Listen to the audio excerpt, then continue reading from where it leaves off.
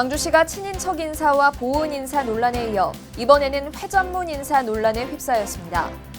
광주 지역에 거주하고 있는 노인 4명 가운데 1명은 홀로 생활하는 것으로 나타났습니다.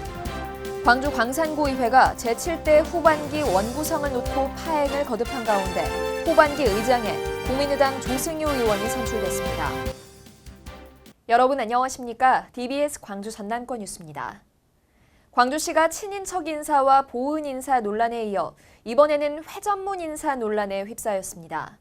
최근 광주시 산하기관인 그린카 진흥원의 노성경 본부장이 임용된 지 2달도 안 돼 시 정무 특별보좌관 공모에 지원해 구설수에 올랐습니다. 노 본부장은 윤장현 시장의 선거 캠프 출신으로 지난 5월 19일 공모를 거쳐 광주 그린카 진흥원 본부장에 임용된 바 있습니다. 앞서 지난달에는 문혜옥 전 효령 노인복지타운 본부장이 임기의 절반도 채우지 않고 한 단계 높은 직급인 빛고을 노인건강타운 본부장으로 자리를 옮겼습니다.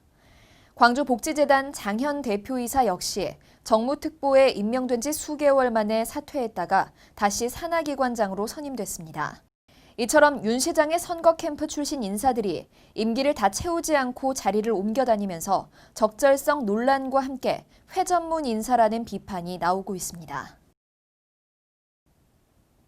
광주 지역에 거주하고 있는 노인 4명 가운데 1명은 홀로 생활하는 것으로 나타났습니다. 지난해 기준으로 광주 지역에 홀로 사는 노인은 39,800여 명으로 지난 2012년 이후 해마다 10% 이상 증가하고 있습니다. 이는 광주 지역 65살 이상 노인 인구의 23.5%에 해당하는 수치로 노인 4명 가운데 1명이 혼자 살고 있는 셈입니다. 광주시는 일제 현황조사와 수시조사를 통해 독거노인을 추가 발굴하는 한편 돌봄 서비스 등 사회 안전망 강화 방안도 추진한다는 방침입니다.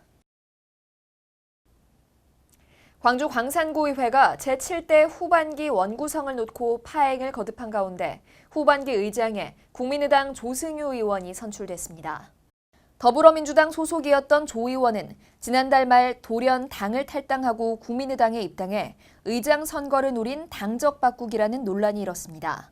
원 구성 과정에서 있었던 불협화음 같은 것은 제가 협치를 통해서 이렇게 해결할까 합니다. 또 후반기에는 더욱더 상생하고 주민을 위한 길로 매진할 수 있을 것 같으니까 우리 주민 여러분께서도 많이 기대해 주시고 항시 옆에서 지켜봐 주시길 부탁드리겠습니다. 부의장에는 박삼용 의원이 민중연합당 김선미 의원을 제치고 당선됐습니다. 박신임 부의장은 새누리당 출신으로 지역에서는 처음으로 의장단에 이름을 올렸습니다.